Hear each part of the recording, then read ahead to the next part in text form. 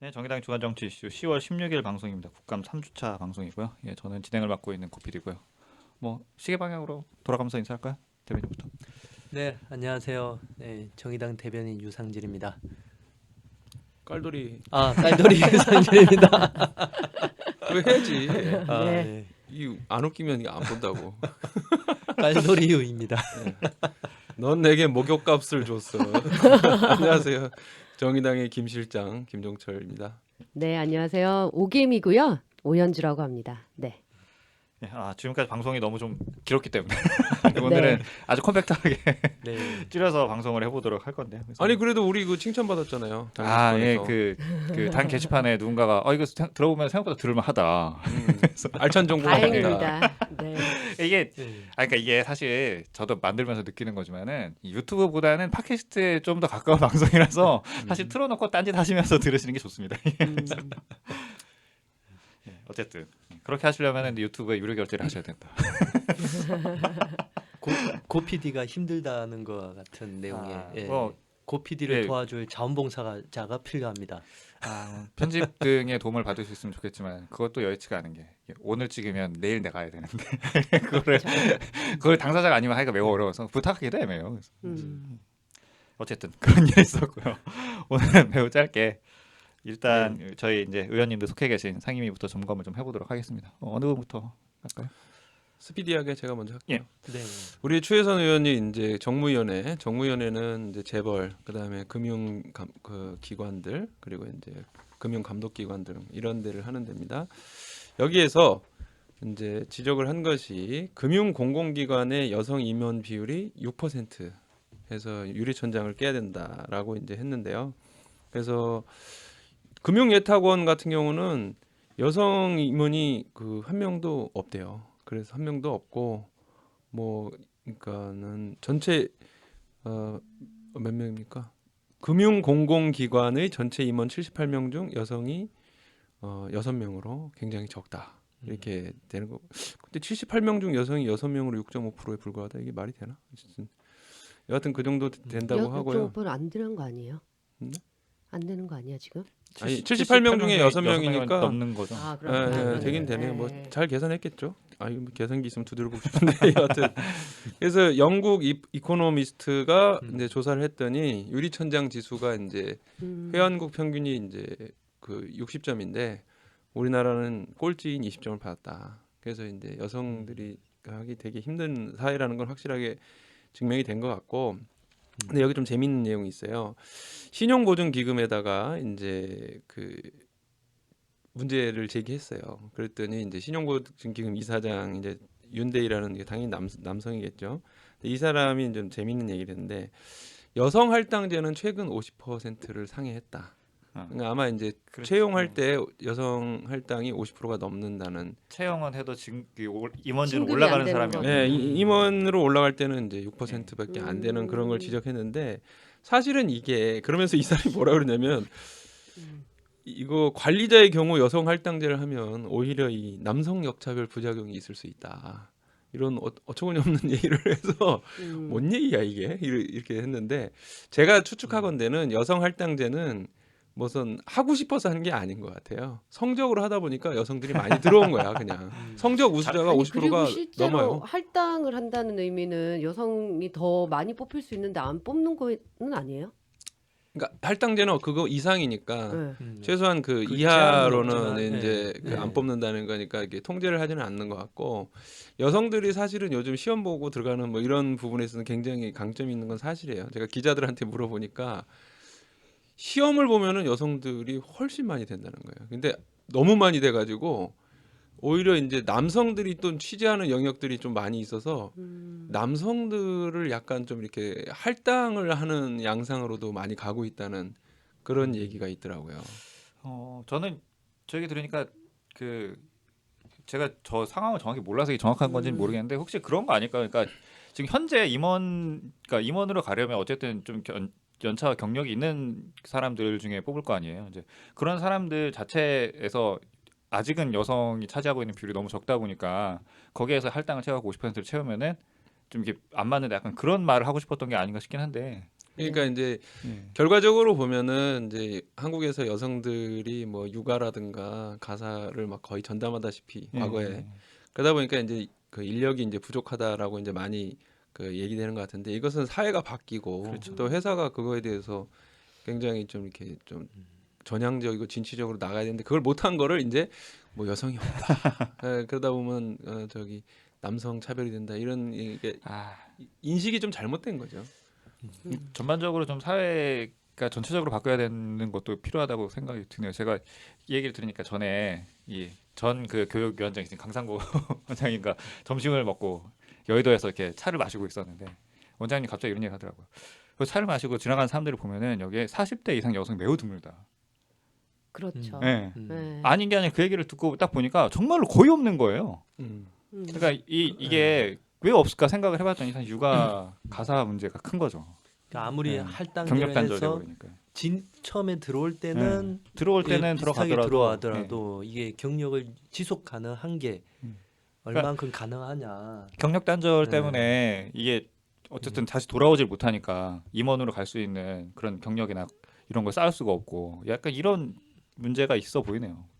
그렇기 때문에 이제 뭐 출산이나 이런 걸 더 기피하게 되고 결과적으로 이제 나라의 이게 문제가 심각하게 된다고 보여지고요. 일단 추혜선 의원과 관련해서는 이게 이번에 가장 중요했던 것 같습니다. 그다음에 윤수아 의원 같은 경우는 이제 보건복지위원회입니다. 두 가지 짧게 말씀드릴 텐데요. 국민건강보험에서 이제 그 쓰면서 계속 남는 돈이 있을 거 아닙니까? 이렇게 남는 게 아니라 계속 유지되는 돈이 있는데 이거를 건강보험에서도 계속 투자를 해서 이제 이익을 이제 만드는 국민연금처럼 그런 걸 한다고 그래요. 근데 지난 7월 16일에 이제 이 국민건강보험공단이 자금 그 운영을 좀 바꾸겠다 이렇게 해서 개정을 했대요. 근데 여기가 문제가 뭐냐면은 이제 그 채권, 주식형 펀드, 그러니까 대체 투자, 그러니까 예를 들면 부동산 투자라든가 아니면 파생 상품 투자 이런 거 있잖아요. 이런 것도 할 수 있게 바꾼다는 거예요. 그 얘기는 수익을 날 가능성도 있지만 손해를 보면은 왕창 망한. 리스크가 높아지는 거죠. 네. 그런 거에 이게 헤지 펀드나 사모 펀드에도 투자를 할 수 있게 이제 바꿨다는 거예요. 근데 위험해 보이는데. 근데 이게 좀 문제가 있는 것 같아요. 왜냐하면은 국민연금은 이런 걸 바꿀 때 굉장히 그 이제 법적인 제약이라든가 이런 게 많은데 건강보험은 이제 우리가 그게 거기에 무슨 기금이 쌓여 있나 이런 걸 잘 인식을 못 하니까 그렇죠. 그냥 들어오면 쓴다 생각하니까 이런 데 대한 제재 규정이 없어요.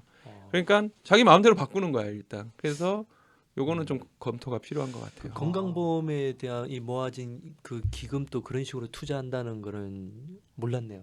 진짜. 그거 네. 저게 또 저러다 날리면은 네. 또 다시 세금으로 다 메꿔야 되는 거 아닙니까? 굉장히 보수적으로 운영을 해야 될 것 같은데. 그래서 네. 이제 그 김용익 건강보험공단 이사장 얘기는 이제 어쨌든 돈이 있어서 운영을 해야 되는데 그냥 쌓아둘 수는 없고 그래서 근데 자기가 보니까 너무 소극적이라는 이제 지적들이 있어서 조금 이렇게 그 좀 더 이렇게 이익이 많이 남는 방향으로 하기로 했다 하는데 설사 그렇게 할 수 있다고 하더라도 이게 일정한 여러 사람들의 전문가들이나 이런 사람들의 어떤 검토라든가 규제를 좀 거쳐야 될 것 같아요. 안 그러면 맞습니다. 어느 날 갑자기 뭐 국민건강보험공단 뭐 10조 손해 막 이거 어떻게 되는 거야 이거? 이렇게 될 수 있다고 보여집니다. 그리고 윤수아 의원과 관련해서 하나 더 이제 마지막으로 말씀드리면은 우리나라가 이제 이 적십자가 있지 않습니까? 그 적십자사 직원들은 정당 가입이 안 된대요. 공무원도 아닌데. 그러니까 그래서 네. 왜 못하게 돼 있냐 그랬더니 적십자사에는 뭐 용기, 인도 뭐 이런 7가지 이제 아주 중요한 자기 철학 가치관이 있대요. 그러니까 그런 부분인데 중간에 중립이라는 말이 있대. 그 정치적 중립을 말하는 건가? 그 중립 때문에 정당을 가입하지 말라 그래서 아이고, 이게 무슨 뭔 얘기인가요? 얘기야 이게 좀 야 이거는 그때의 중립은 아닌 것 같은데. 그러니까 이게 네. 중립은 네. 어떤 국가 간이나 그렇죠. 어떤 민족 간이나 분쟁 이게 전쟁 났을 때 국가에 말하는 갔을 것 때 그 적대 네. 행위가 있을 때 네. 어느 편에 가담하지 않고 둘다 정치 치료해주라고 네. 그런 것에서 이제 다 치료해 준다든가 네. 그러니까 어떤 그 가치관을 거기다 투영시키지 마라. 그러니까 자기의 어떤 그러니까 인권이라고 하는 걸 중심으로 해서 그냥 판단하는 의미인데 정당 가입을 금지하는. 근데 다른 나라는 적십자사가 이렇게 무슨 뭐 이렇게 적십자 회장이 막 그 정당인이 하고 막 이래요. 아니 우리나라가 왜 그런 거야 도대체? 그러니까 그래가지고 이게 이 문제가 심각하고요. 그리고 이제 이참에 우리나라 이제 공무원은 정당 가입이 안 되게 돼 있지 않습니까? 뭐 선거 출마는 당연히 안 되고. 그래서 미국을 좀 알아보니 미국은 공무원의 정당 가입은 당연히 허용.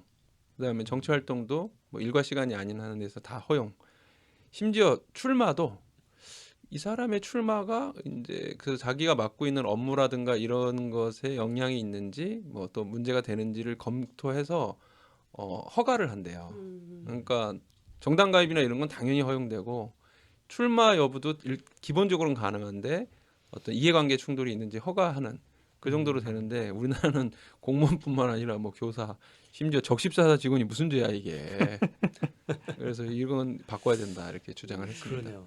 우리나라에서는 이제 네. 공무원의 정당 가입 같은 경우에는 예전에 이제 어떤 뭐 그 안 좋았던 기억들이 있지 않습니까? 이 관권 선거 이런 게 좀 떠오를까봐 약간 거부감이 있을 것 같긴 한데 나머지 뭐 부분에 대해서는 행정을 좀, 담당하는 예. 공무원 아니라면 공공기관이라던가 이런 적십자는 말 그대로 비영리 민간 단체인데 다른 나라는 군인들도 노조가 있는데 말이 안 근데 되네요. 적십자는 비영리 민간 단체인데 왜 네. 적십자 회비를 내라는 거는 다 오나요? 뭐 약간 관변 곳곳에서 단체스러워서 다 오잖아요. 그런가? 다 오죠. 근데 그게 이제 어쨌든 국가가 그 관리하는 기관인 건 맞죠? 그러니까 국제 기구고 하니까 그렇지만 돈 뭐 좀 국제 내자 했던 게 이제 NGO 는 관행으로 맞습니다. 굳어진 게 네. 맞겠죠. 과연 그 스위스 제네바에 있는 그 적십자 본사에서는 이 문제를 어떻게 받아들일지 생각해보니까 그것도 웃기네요. 네. 다른 나라는 하는데 우리나라는 안 하면은 본 그 스위스에서 뭔가 이렇게 너네는 왜 안 하냐 뭐 이런 거 해야 되는 거 아니에요? 네, 내 스위스 적십사 다 가봤는데 이렇게 깃발이 이게 여담인데 깃발이 2개가 있더라고. 네. 보셨어요? 아 그게 스위스를 못 저기 가봐서. 적십자 마크가 2가지로 돼 있는 거죠? 네. 하나는 네. 십자가고 네. 하나는 달. 네 맞아요. 달이에요? 초승달. 그게 종교적인 아, 그것 때문에 종교- 좀 아, 거부감이 그러니까 있는 그 지역에는 십자가와 그 네. 이슬람의 초승달? 네. 왜 아. 절은 없어요? 네? 절. 그러면 저기 만자표 절은 뭐 그냥 뭐 십자가예요. 상관상. 그때 왜? 그건 뭐 모르겠어요. 뭐 절은 뭐 다 포용하니까 아이 뭐 해. 아니, 그렇게 하면 그 구급차 마크도 다 지금 그래서 그걸 적신월사라고 부르더라고. 어. 적신월. 그러니까 초승달.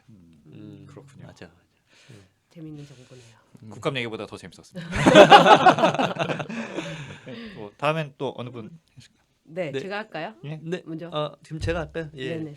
뭐 어김없이 그나마 좀 재밌는 부분인데 국방위원회 김정대 의원님입니다.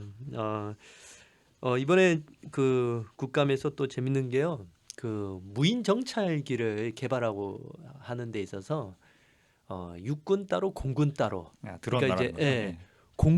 육군에도 이 딱 그 공무원들의 그 칸막이 행정 이 식이 여기 이번에 드러났는데요.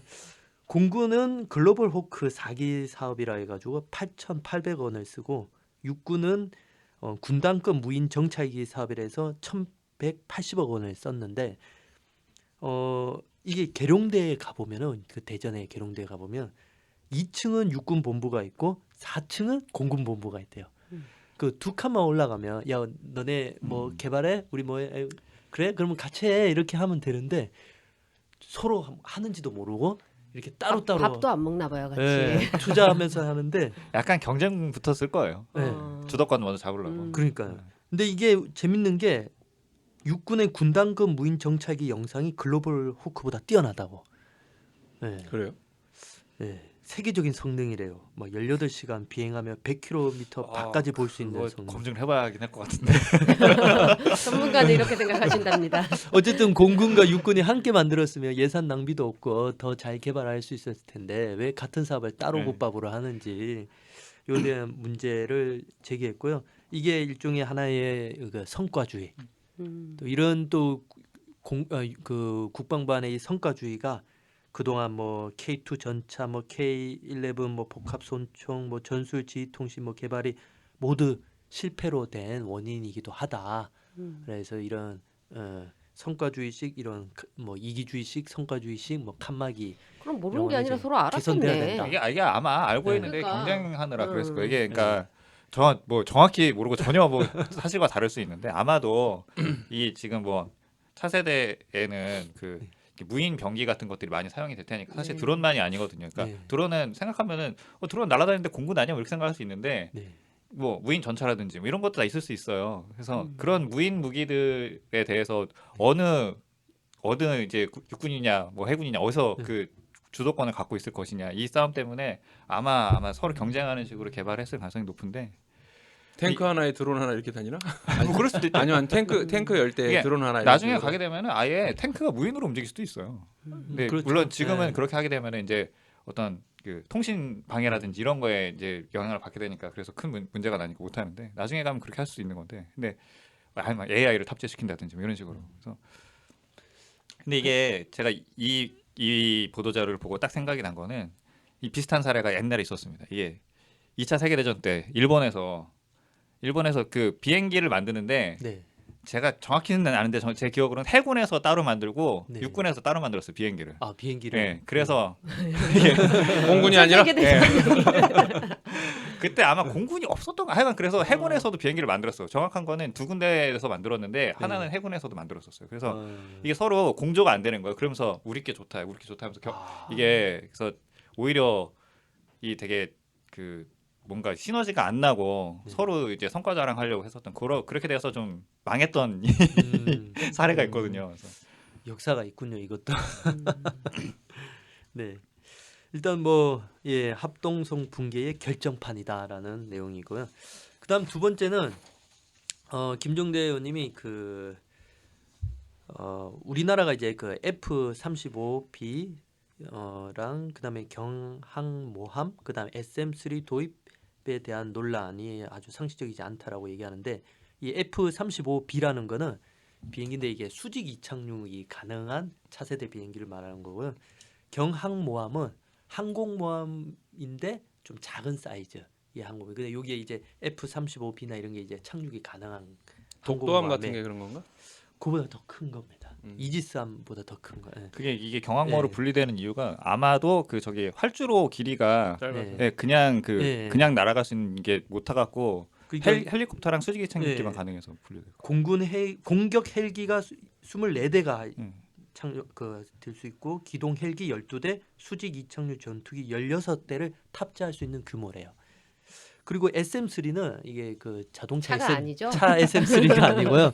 그럴 것 같아서 설명을 드리면 싸도 이게 마저 스탠다드 미사일 무슨 3. 소리세요 지금? 스탠다드 미사일 3라고 하는 이게 그러니까 미사일을 딱 그러니까 북한에서 탄도 미사일을 딱 쏘면은 이런 항공모함 같은 데서 이지스함이나 항공모함 같은 데서 이게 SM3를 쏘는 거예요. 쏘면 이게 거의 뭐 100km 이상의 상공, 그러니까 거의 우주라고 보면 돼요. 거기에서 이제 격추시켜서 맞추는 일종의 패트리어트 네, 미사일 같은 그러니까 요격 이제 미사일. 요격 미사일인 거죠. 탄도탄 요격 미사일인데 이게 초고고도 요격 미사일이라고 해요. 그러니까 사드보다 더 멀리 더 높이서 공중에 맞춘다는 거예요. 근데 이 세 가지가 그래서 이제 하나의 이제 3종 세트 같은 뭐랄까 굉장한 돈이 많이 드는 사업인데 일단은 뭐 경항모함 건조하는 데만 해도 한 3에서 4조 원 가량이 들고 이걸 하나 만들어 놓으면 연간 운영비만 2천억이 드는 거예요. 그리고 SM3 같은 경우는 한 발 쏠 때마다 이 한 발 가격이 150억입니다. 쐈는데 못 맞추면 150억 날아가는 거예요. 전쟁을 안 해야겠네요. 근데 이게 왜 우리나라에 필요하냐? 이미 SM3 같은 경우도 박근혜 때부터 이미 필요 없다고 한 거예요. 왜냐하면 이게 사정거리가 500km는 돼야 돼요. 그러니까 북한에서 탄도 미사일을 쐈으면 그걸 맞추려면 우리나라의 이 경항모함이나 이런 이지스함이 제주도보다 더 아래 거의 저기 어디죠? 가까이 쏠 수 없군요. 예, 보면 오키나 거의 뭐 오키나급으로 이렇게 내려와서 딱 쏠 줄 알고 미리 내려와 가지고 쏴야 된다는 거죠. 그러니까 이게 재밌게 이게 비교한 게 집 앞에 100m 앞에 편의점이 있는데 굳이 택시 타고 갈 필요가 있냐? 걸어가면 되지라고 이렇게 예를 들어서 이렇게 비교해서 했는데요. 그래서 누가 사라고 하는 거예요? 사고 싶어 하는 거예요. 우리나라 네. 국방부가 국방부에서 사고 도입을 싶어 하려고 하는 하는데 거예요. 그러니까 굳이 이렇게 합리적이지 않고 효용성이 떨어지는데 하는 이유가 최고 성능 만능주의라고 했대요. 성능 그러니까 제일 좋은 거를 다 산다. 이런 우리도 거지. 이거 있다. 그러니까 음. 스펙 자랑하는 거지. 우리도 이런 거 있다 이러면서 바보 네. 같은데. 이게 그래서 이번에 저기 그 원자력 잠수함도 추진하고 있잖아요. 원잠도 추진. 아유 정말 그건 진짜 어디로 멋진 보내려고? 거예요.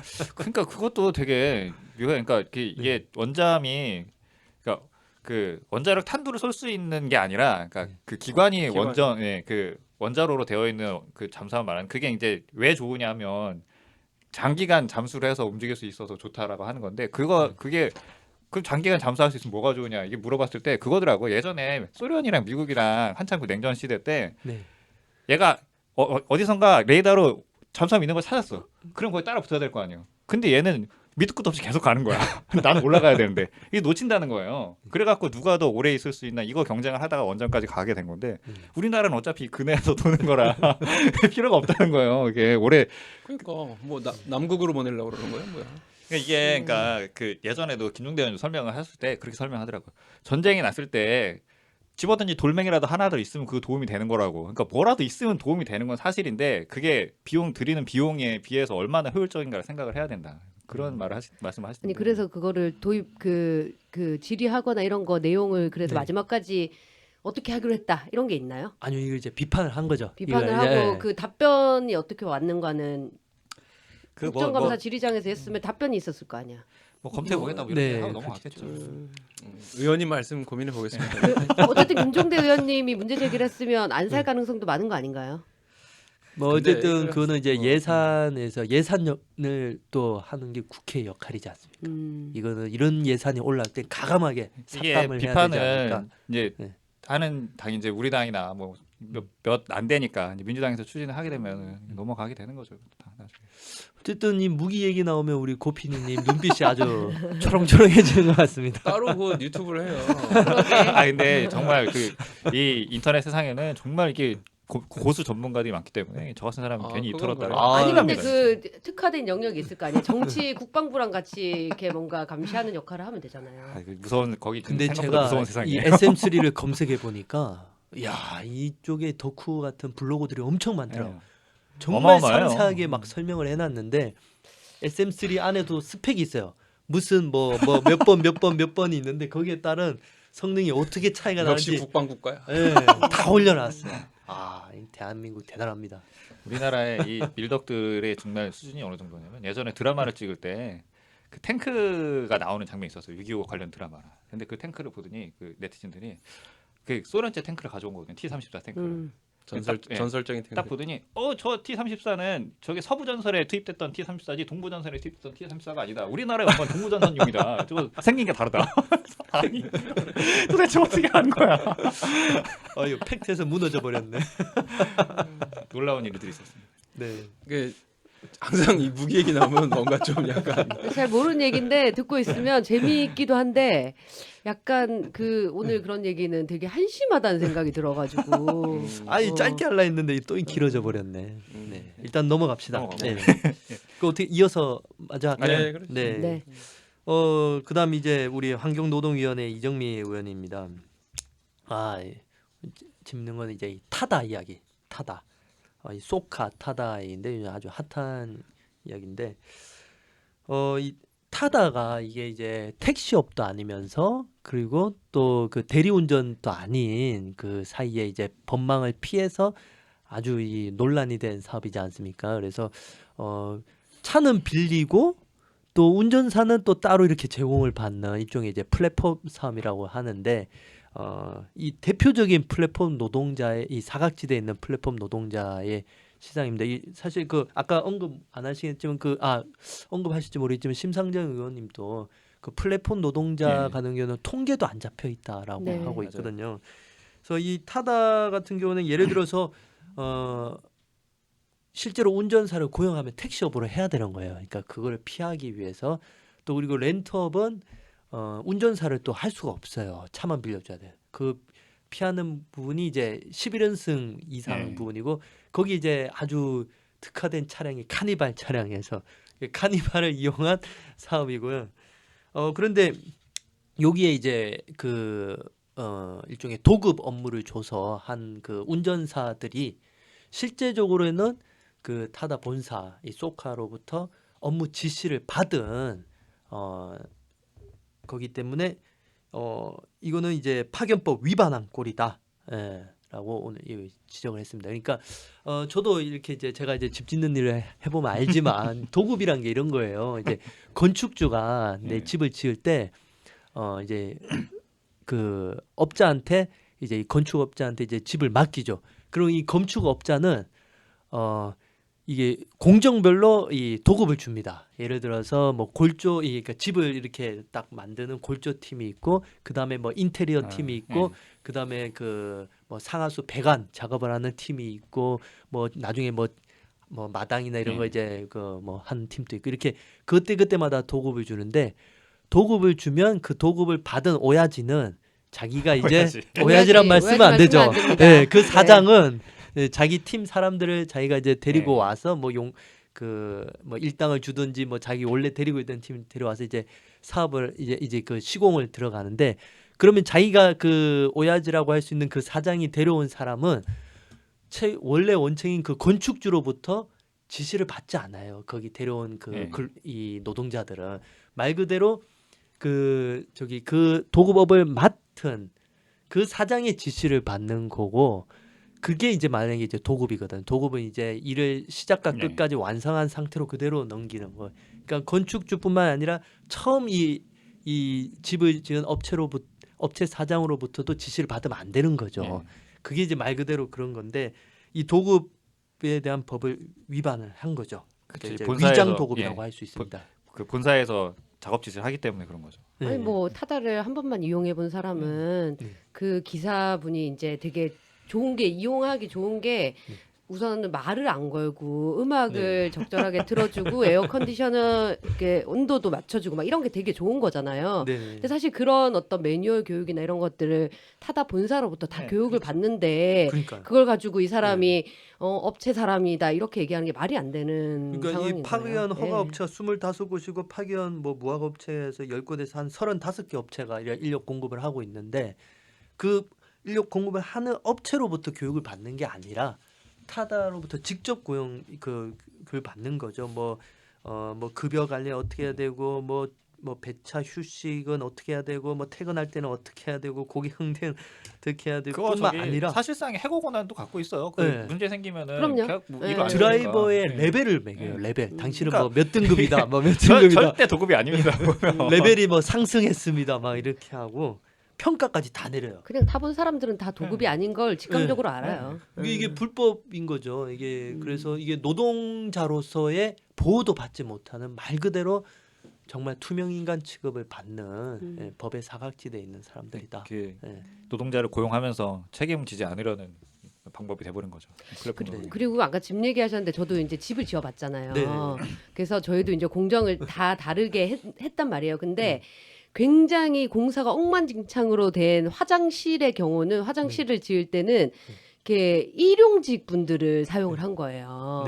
그래서 집을 다 짓고 나니까 이게 되게 그 경력이 있거나 혹은 굉장히 고용 형태가 괜찮았던 사람이 만진 공간은 집이 올바르게 나오고, 그러지 않고 그냥 일용직이 오신 분들은 하루 일하면 땡이니까 대충 하고 가더라고요. 확실히 그래서 집 한 채를 짓는데도 이 사람이 어떤 형태로 고용되어서 짓는지에 따라서 고용 형태에 따라 정말 다르더라고요. 맞아요. 안정적인, 그러니까 이게 사회적인 어떤 그 시너지, 그러니까 안정적인 직장을 갖고 있어야 그 결과물도 좋아지는 거고. 맞습니다.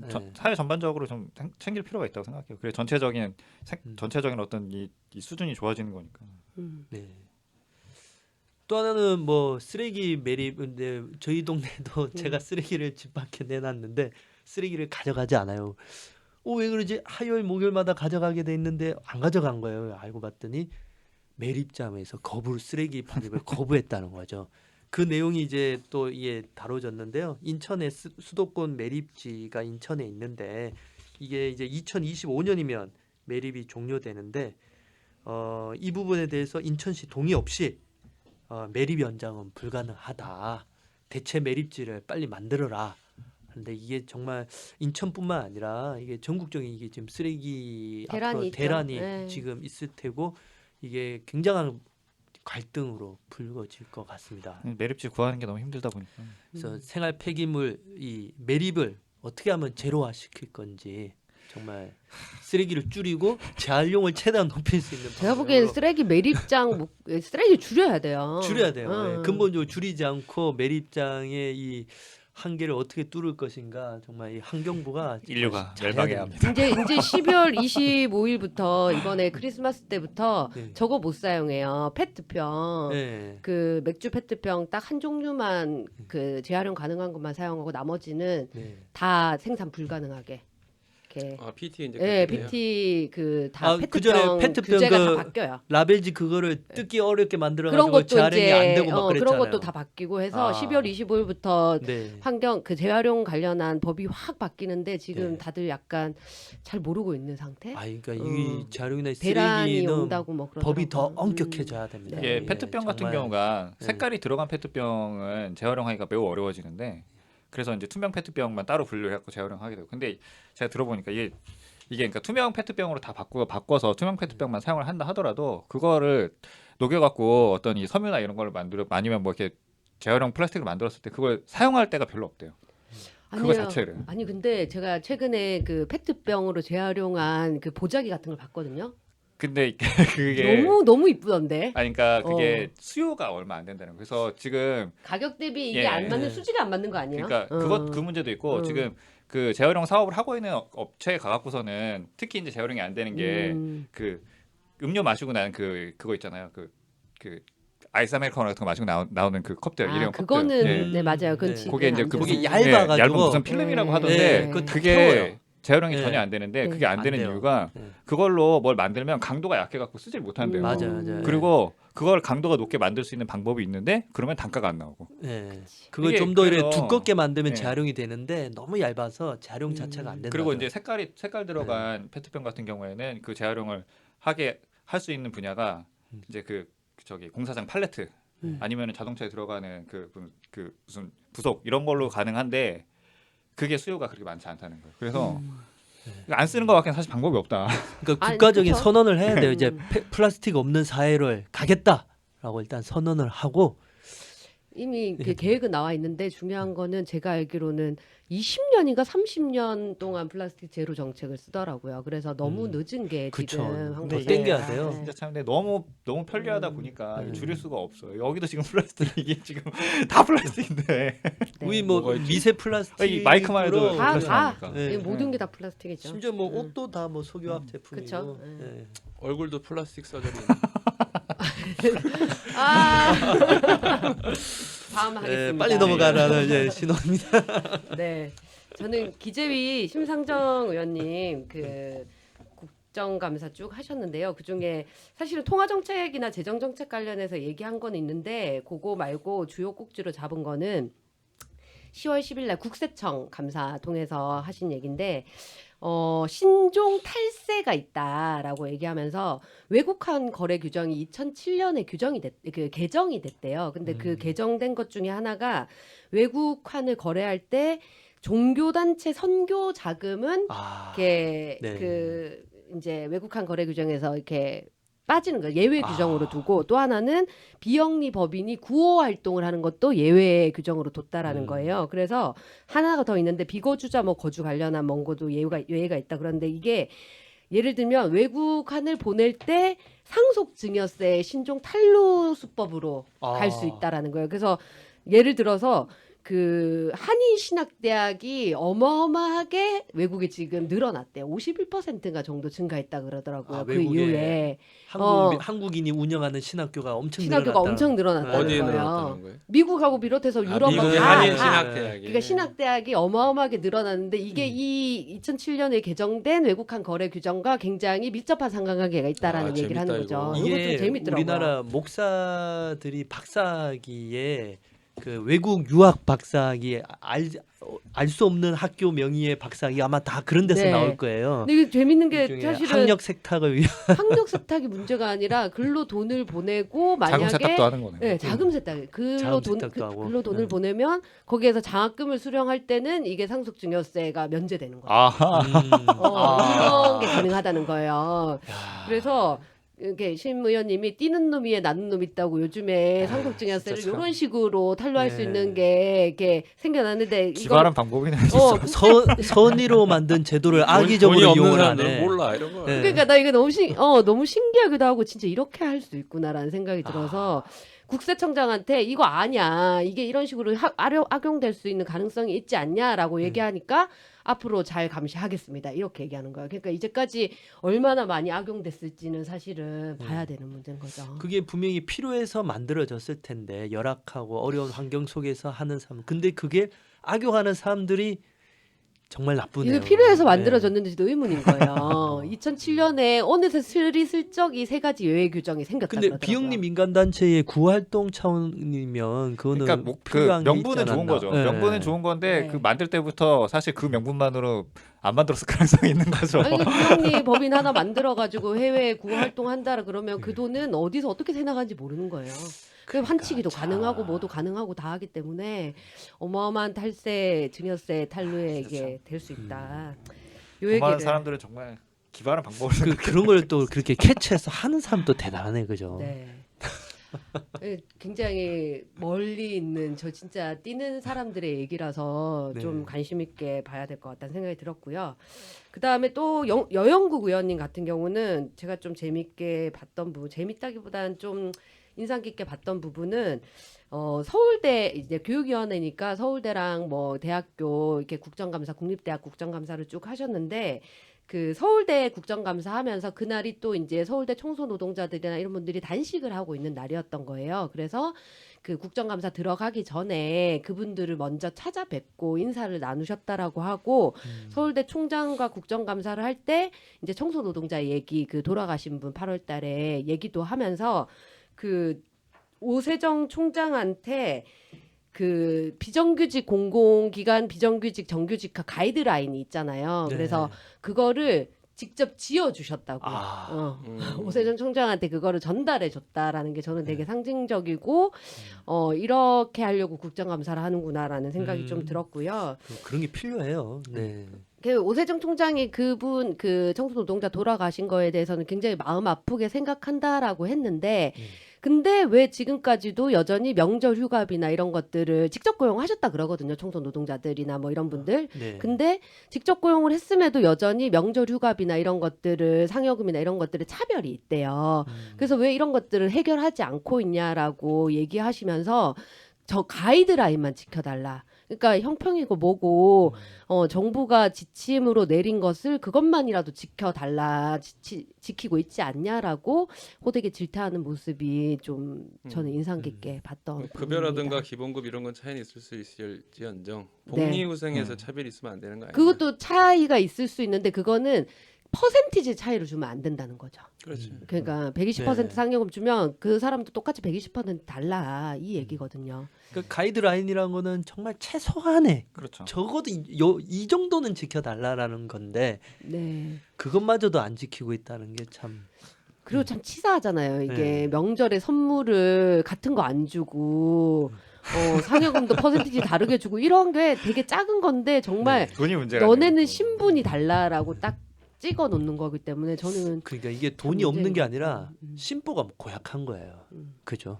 그러니까 이 어떤 좀 철학의 문제라고도 생각이 드는데 우선순위 안에 없는 거죠. 그러니까 또 다른 거 바쁜 거 하다 보니까 어휴 뭐 놓쳤네 이렇게 넘어가는 좀 그런 거죠. 세금을 많이 걷어야 돼. 네. 그 정도 하도록 하겠습니다. 예. 딴 거. 네네. 마지막으로 하나 영남공고. 영남공고 관련해서는 혹시 얘기를 좀 들으셨나요? 아니요. 아유. 하여튼 영남공고가 저도 옛날부터 얘기를 많이 들었어요. 대구에 있는 이제 사학 재단인 거잖아요.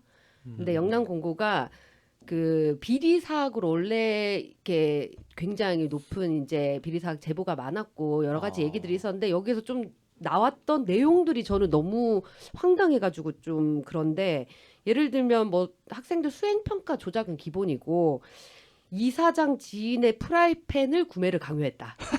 네? 학생들한테? 아니 이거 선생님들한테. 아, 그러니까, 선생님들한테. 그러니까 이사장 선생 지인이 뭔가 프라이팬 사업을 하는데 아 어. 이거 좋으니까 사라 이런다. 그런 내용이 교사들한테 교사들한테 강요했다. 그러니까 갑질이네. 교사들은 강매네, 다 강매, 그 갑질. 사학재단에 채용된 교사들이잖아요. 그러니까 이게 아. 찍소리를 못 하는 거예요. 또 하나는 교사한테 너 결근하거나 뭐 이럴 때 학생들 수업권 침해 안 하도록 서약서를 쓰게 했대요.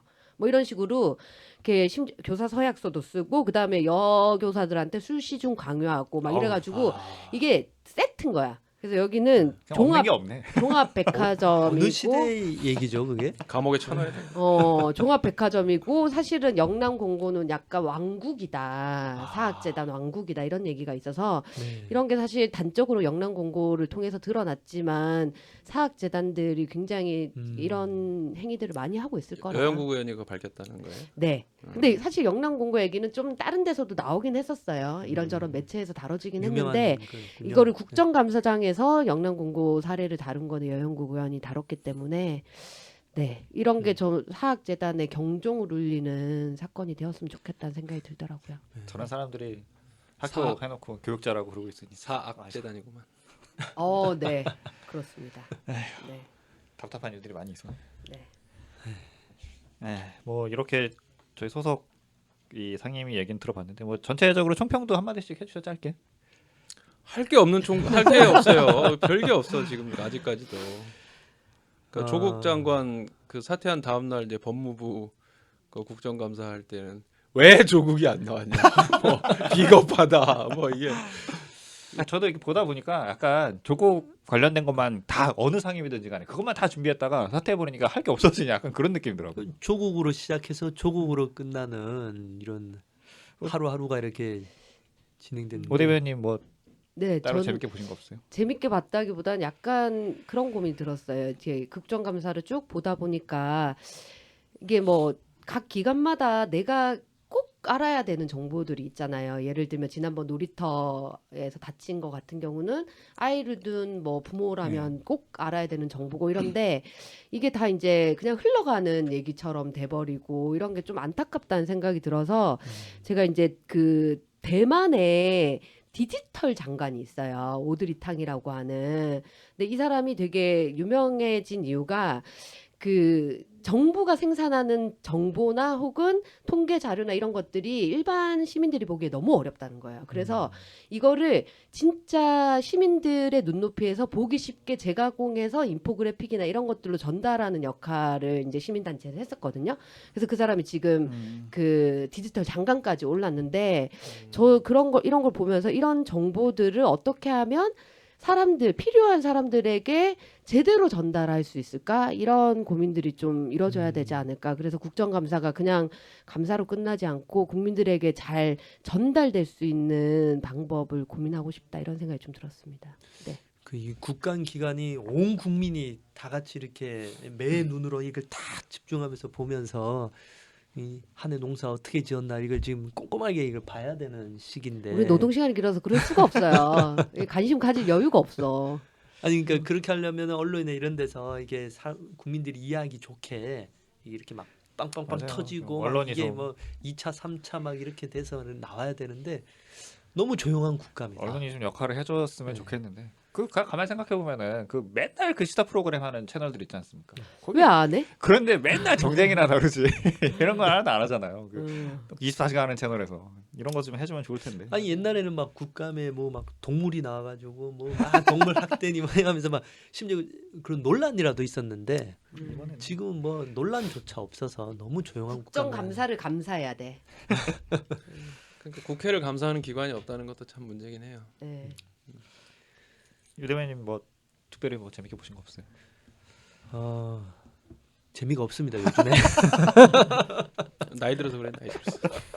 저도 뭐 이렇게 쭉 보다 보니까 진짜 조국 장관 사퇴 이후로 그냥 맹탕 국감 됐는데 그리고 더군다나 오늘은 또 자료조사의 날 아닙니까? 그래서 하루도 빠지기도 했고 네. 그래서 뭐 하나 없을까 꾹 찾아보다가 좀 눈에 띄는 게 하나가 있긴 했었어요. 그러니까 그 레노버라고 노트북 만드는 회사 있잖아요. 아, 네네. 거기 레노버, 예. 대표 이사 이희성 씨가 이제 증인으로 참석을 했는데 음. 왜 참석을 했냐면은 레노버뿐만이 아니라 예전에 그 슈퍼마이크로사였나 그 작년에 메인보드 만들던 회사도 그 예. 중국에서 컴퓨터 만들면은 해킹된다. 아. 백도어 들어가고 그거 있었잖아요. 그래서 예. 그것 때문에 왔더라고. 이제 기상청에서 슈퍼컴퓨터를 레노버 거를 도입을 하기로 했는데 이제 거기 뭐 백도어 문제 있는 거 아니냐, 그러니까 이런 질의가 나왔었어요. 그래서 그거 관련해 갖고. 근데 이게 대답이 아니야. 그러니까 한국에서는 문제 없는 걸로 안다. 그 정확하지 않아요. 잘 모르는 예. 거 아니에요, 그냥. 그 본인도 사람은? 그냥 잘 모르는 거니까. 한국에서는 뭐 별다른 문제가 레노버 없었다. 한국 예, 지사장. 한국 지사장. 그게 지금 하웨이 같이 이런 예. 예, 똑같이 지금 그리고 뭐 예. 계속 또 이렇게 질의를 하니까 이제 하는 말이 세계 189개에 있는 글로벌 회사라 국제 표준에 따라서 잘 하고 있다. 뭐 약간 좀 믿어달라라는 정도의 대답이더라고요. 그러니까 뭐 그 사람 입장에서도 할 수 있는 대답이 거기까지겠죠. 뭐 상장한 건 뭐 자기도 중국에서 뭐 그걸 알려주는 건 아닐 테니까 우리 뭐 백도어 심었어 뭐 이런 거 알려주겠어. 그러니까 그거 아니니까. 갑자기 백도 얘기하니까 삼성 그 백도 얘기 생각난다. 그 네? 나는 백도 하면 이거 저 윷놀이밖에 몰라요. 아니 그때 예전에 그 국회에서 삼성 백도 얘기 나왔었잖아요.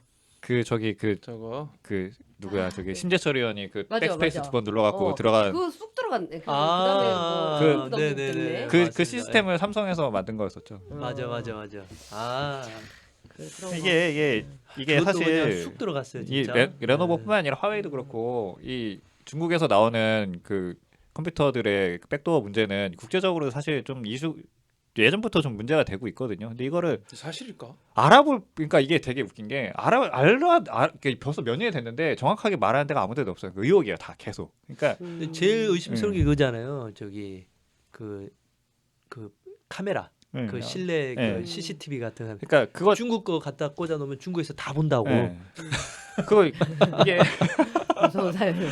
그러니까 이게 그 이제 저거 뻥이다라고 하는 쪽에서는 그 레노버나 화웨이를 견제하기 위한 쪽에서 퍼뜨리는 소문이다라는 얘기를 하는 거고, 근데 그것도 뭐 이렇게 논리적이지 않은 게 아니에요. 그것도 어느 정도 설득력이 있고 그 내부 고발자가 있어야죠. 그 안 그러면 누가 알겠어요. 알 수가 없는 거예요. 근데 어쨌든 영국에서는 뭐 벌써 2012년부터 계속 폐기하고 있고 정부 기관에서는 도입을 안 하고 있고. 그럼 신뢰성 있는 뭔가 그 정보라고 알 수가 생각하니까 없어요. 그러겠죠. 근데 이 얘기하면 되게 웃긴 게 그거 사실 큰 문제 아니다. 니네들 구글한테 털리고 있는 게 훨씬 아이 많다. 그렇지. 구글은 믿으면서 어. 그거 오면요 어차피 구글에 다 털렸다. 갑자기 정보통신 얘기해서 그런데 5G에 대한 위해성 그것도 혹시 들어보셨나요? 아니. 5G 지금 막 이렇게 우리나라 막 이렇게 밀어붙이면서 이제 하잖아요. 근데 그 5G 그 통신 그걸 하려면 전자파가 네. 기존 거보다 압도적으로 세대요. 그래서 지금 유럽에서는 그 반대 운동을 하고 있다고 위해성 5G 때문에. 였나? 네. LTE다. 네. 그래서 그 다행이다. 5G 기지국이나 이런 데에 아주 인체 위해한 예, 암을 유발할 예. 수 있는 그런 게 나오겠다고. 이게 예. 이 통신 문제도 그렇지만 비슷한 게 원자력도 비슷하고 그런 게 이거를 사실 검증을 하려면 분야의 전문가가 필요하잖아요. 특히 원자력도 그렇고. 근데 이 분야의 전문가들이 이쪽 입장이 아니에요. 그러니까 이게 안 돼요. 그러니까 참 애매한 문제들이 있더라고요. 이게 특히 탈핵 운동할 때도 보면 탈핵 운동하는 사람들 중에 원자력 전문가가 사실상 없어요. 몇 명 안 네, 되죠. 정말 네. 드물어서 이게 이론적으로 싸움이 안 되는 거예요. 그러니까 이 역할 탈핵- 자체가 너무 차이 나니까. 그러니까 탈핵을 그 하는 운동가는 있지만 네. 거기에 대한 이론가가 없다는 거죠. 그죠? 네. 예. 그참 그래서 공부를 해서 그 해야지 자기. 증명을 하기가 매우 어려운 거라서. 음, 근데 이게 또 재판에 가면은 네. 무슨 환경오염 같은 걸로 피해받아서 재판을 하게 되면은 피해 입증을 피해자 보고 하라고 하면 이거 어떻게 합니까 그거를. 불가능한 거 아니에요. 네. 참. 아이고. 어쨌든 오늘도 좀 짧게 끝내보려고 했는데 네. 1시간 정도 한 것 같은데요? 한 시간. 시간은 안 되고 네. 한 40분 40분 정도. 40분 정도 한 거 같아요. 사실 국회가 좀 네. 그 국가의 맹탕이 돼서 사실 그 깊게 다룰 내용도 좀 드물 없고. 네. 그래도 우리 6명의 의원님들은 열일하고 계시다는 거. 예. 네, 열심히 하는 많이 의원들도 좀 있습니다. 알아주셨으면 좀 좋겠습니다. 보도도 안 되고 해서 그것도 문제고. 그러게요. 여영국 의원은 그래도 국감 스타 중에 한 분으로 등극하신 거 아닌가요? 별 많이 받으셨던데. 네. 네. 그더 300이라고 있죠. 네. 네. 거기서 근데 거기서 별점은 우리 의원들은 항상 잘 받았어요. 네. 항상 참, 밥값하는 저희 의원님들입니다.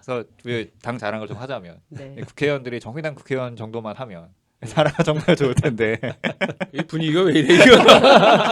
약간 자랑도 좀 해보고 뭐 이렇게 끝을 내보도록 하겠습니다. 네. 네, 다음 주에도 더 좀 충실한 내용으로 찾아뵙도록 하겠고요. 그러면 오늘 방송은 이렇게 끝내도록 하겠습니다. 네. 감사합니다. 네, 감사합니다. 고맙습니다. 네. 아유, 고생하셨습니다. 고생하셨습니다.